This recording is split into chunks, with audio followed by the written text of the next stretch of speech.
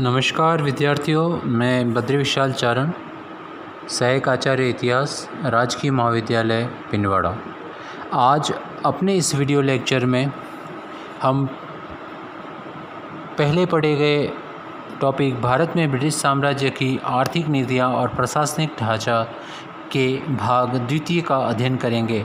प्रथम भाग हमने अपने पिछले वाले वीडियो लेक्चर में पढ़ा था, जिसमें हमने भारत में ब्रिटिश कंपनी की स्थापना की पृष्ठभूमि, कंपनी जो जॉइंट स्टॉक कंपनी थी उसकी स्थापना व उसका स्वरूप, वाणिज्यवाद व उसका स्वरूप, विरोध, ब्रिटेन में कंपनी के एकाधिकार, व्यापारिक एकाधिकार के विरुद्ध उठते हुए स्वर व इसी स्वरों के बाद 1813 और 1833 के चार्टर एक्ट, जिसमें पूर्व के साथ कंपनी के व्यापारिक एकाधिकार को समाप्त कर दिया गया, का अध्ययन किया था। इस संपूर्ण घटनाक्रम से हम एक खाका खींच पाए थे, जिसमें हमने देखा था कि किस प्रकार उत्तरोत्तर ब्रिटिश ईस्ट इंडिया कंपनी के व्यापारिक और प्रशासनिक स्वरूप में परिवर्तन आया था। यह परिवर्तन उसकी आर्थिक उद्देश्य व आर्थिक ढांचे से प्रभावित होता था, जिनका पृष्ठभूमि हमने अपने पिछले वाले वीडियो लेक्चर्स में देखी थी। आज अपने इस वीडियो लेक्चर में हम कंपनी की वाणिज्यिक नीति का अध्ययन करेंगे। 1600 से 1757 तक भारत में ईस्ट इंडिया कंपनी की भूमिका एक ऐसे व्यापारिक निगम की थी जो भारत में माल या बहुमूल्य धातुएं लाता था तथा उसके बदले कपड़े, मसाले आदि भारतीय मसाले लेकर उन्हें विदेशों में बेचता था। इसके मुनाफे का मुख्य स्रोत विदेशों से भारतीय माल का विक्रय था। स्वाभाविक था कि कंपनी ब्रिटेन और दूसरे देशों में भारतीय मालों के लिए एक नए बाजार लगातार खोजती रहती थी। इस प्रकार उसने भारतीय मालों का निर्यात बढ़ाया तथा उनके उत्पादन को प्रोत्साहन मिला। यही कारण था कि भारतीय शासक भारत में कंपनी द्वारा फैक्ट्रियों की स्थापना को सह देते थे, बल्कि इसे प्रोत्साहित भी करते थे। पर आरंभ से ही ब्रिटिश उद्योगपति ब्रिटेन में भारतीय वस्त्रों की लोकप्रियता से ईर्ष्या करते रहे। वस्त्रों का फौरन एकाएक बदल गया तथा अंग्रेज़ों के खुरदुरे ऊनी कपड़ों की जगह हल्के सूती वस्त्रों ने ले ली। प्रसिद्ध उपन्यास रॉबिन्सन क्रूसो के लेखक डैनियल डिफो को शिकायत थी कि भारतीय वस्त्र हमारे घरों, हमारे बेडरूमों को भर रहे हैं। भारतीय मालों के ब्रिटेन में विक्रय को कम कराने तथा समाप्त कराने के लिए ब्रिटिश उद्योगपतियों ने अपनी सरकार पर दबाव डाला। 1720 तक छापेदार या सूती वस्त्र बंद कर दिए गए। 1760 में एक भद्र महिला को आयातित रुमाल रखने पर 200 पाउंड का जुर्माना देना पड़ा था।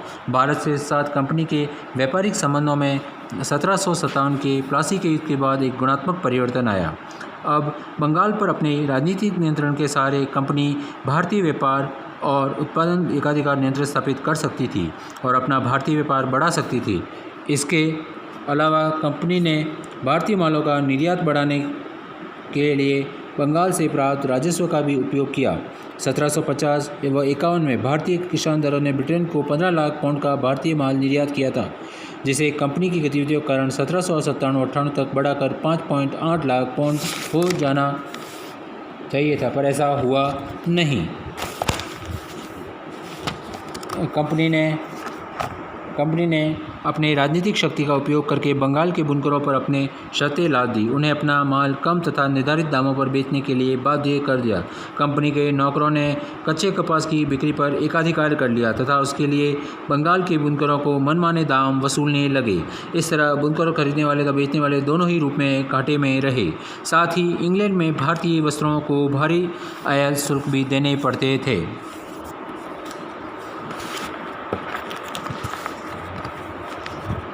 ब्रिटिश सरकार अपने उभरते मशीनी उद्योग को सुरक्षा देने पर अड़िग थी।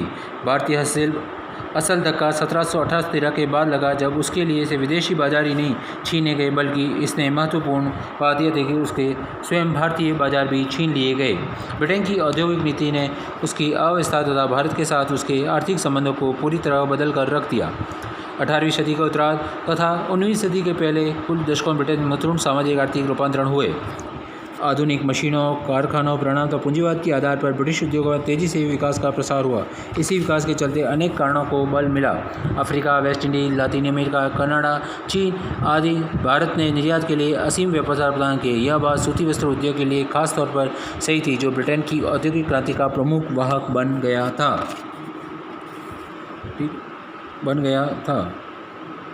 ब्रिटेन ने अब तक व्यापार की एक औपनिवेशिक प्रणाली स्थापित कर ली थी, जिसने औद्योगिक क्रांति को बल मिला और औद्योगिक क्रांति ने बदले में इस प्रणाली को और भी मजबूत किया था।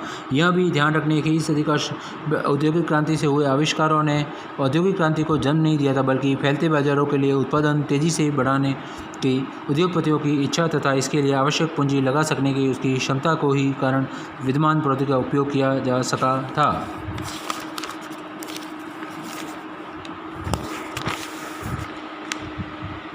1769 में ब्रिटिश उद्योगपतियों ने एक कानून बनाकर कंपनी को इस बात के लिए बाध्य कर दिया कि वो प्रतिवर्ष 3,80,000 पाउंड से अधिक मूल्य के ब्रिटेन कारखानों के माल का निर्यात करेंगे। हालांकि इस सौदे में कंपनी को बहुत घाटा हुआ। 1793 में उन्होंने कंपनी को मजबूर किया कि वह अपने उत्पादन में प्रतिवर्ष 3,000 टन माल की छूट दे। इस प्रकार हम देखते हैं कि धीरे धीरे कंपनी को बाग किया जा रहा था।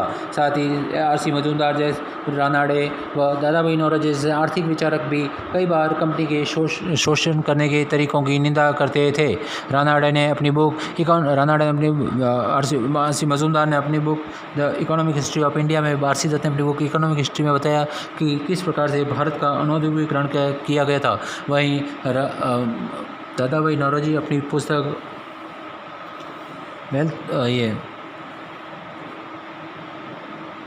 पुस्तक British poverty in India, un-British rule in India में बताते हैं किस प्रकार से भारतीय पूंजी का बाहर ले जाया गया था।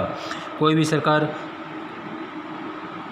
अगर केवल भारतीयों के हितों की शुभचिंतक होती तो वो ऊंचे आयात शुल्क लगाकर भारतीय उद्योगों को संरक्षण देती थी। इस प्रकार जो समय मिलता उसे पश्चिम से कई नई तकनीकों आयात कर चुकी होती। 18वीं सदी में ब्रिटेन ने अपने उद्योगों के लिए यही किया था। उस समय फ्रांस, जर्मनी, संयुक्त राज्य अमेरिका यही कर रहे थे। अनेक दशकों बाद सोवियत संघ और जापान ने यही किया और आज स्वतंत्र भारत यही कर रहा है। पर विदेश शासकों ने केवल यही नहीं किया कि भारतीय उद्योगों को संरक्षण नहीं दिया, बल्कि उन्होंने विदेशी मालों को भारत के प्रवेश को खुली छूट दे दी। विदेशी आयात तेज़ी से बढ़ने चला। केवल ब्रिटिश सूती कपड़ों का निर्यात 1813 में 11 लाख पाउंड का था, जो 1956 में बढ़कर 63 लाख पाउंड का हो गया था।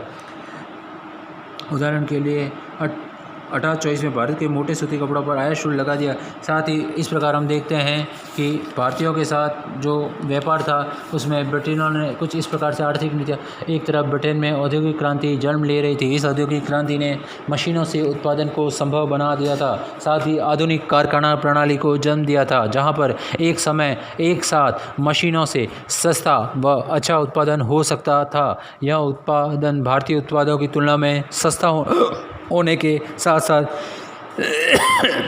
सस्ता होता था। भारतीय उत्पाद अभी भी इस स्थिति में थे कि वे इस सस्ते उत्पादकों का भी मुकाबला कर सकते थे, किंतु ब्रिटिश कंपनी व ब्रिटिश संसद ने इस प्रतियोगिता को भी समाप्त कर दिया जब उन्होंने न सिर्फ भारतीय माल को सस्ता खरीदना प्रारंभ कर दिया, अपितु उन्होंने भारत से ब्रिटेन को निर्यात होने वाले माल पर भी उच्च आयात शुल्क लगा दिए, जिनके चलते भारतीय उद्योग लगभग तबाह हो गया। एक तरफ भारतीय उत्पादकों को यहाँ का कच्चा माल नहीं मिलने लगा, क्योंकि उन्होंने कपास जैसी कच्ची वस्तुओं पर निर्यात शुल्क बिल्कुल घटा दिया था। वहीं उनसे विदेशी बाजार भी छीन लिए गए थे। यदि इसी समय कोई देसी सरकार होती तो वह भारतीय उद्योगों को संरक्षण देती, जैसा कि अब वह पहले की सरकारें कर रही। लेकिन ब्रिटिश सरकार ने एक सुनियोजित तरीके से भारतीय उद्योगों को समाप्त किया। इसी को R.C. दत्त, रानाडे, मजूमदार आदि लेखकों ने बताया। यह सब अनौद्योगिकरण व भारत के शहरीकरण की समाप्ति व बढ़ते हुए ग्रामीण आबादी की संख्या के रूप में दिखने लगता है। इसी बात को आगे चलकर भारतीय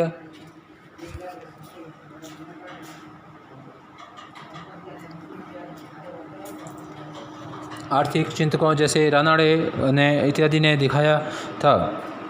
इस प्रकार हम देखते हैं कि किस प्रकार कंपनी की स्थापना, उसके बाद उनकी व्यापारिक नीतियों, विशेषकर उनकी आयात निर्यात नीतियों, भारतीय माल के निर्यात पर उच्च शुल्क, साथ ही भारत से कच्चे माल के निर्यात पर बढ़ोतरी इत्यादि ने भारतीय देशी परंपरागत उद्योग को नष्ट कर दिया व भारत के अनौद्योगिकरण को बढ़ावा दिया था। अगले अध्याय में हम संपत्ति का दोहन का अध्ययन करेंगे। धन्यवाद।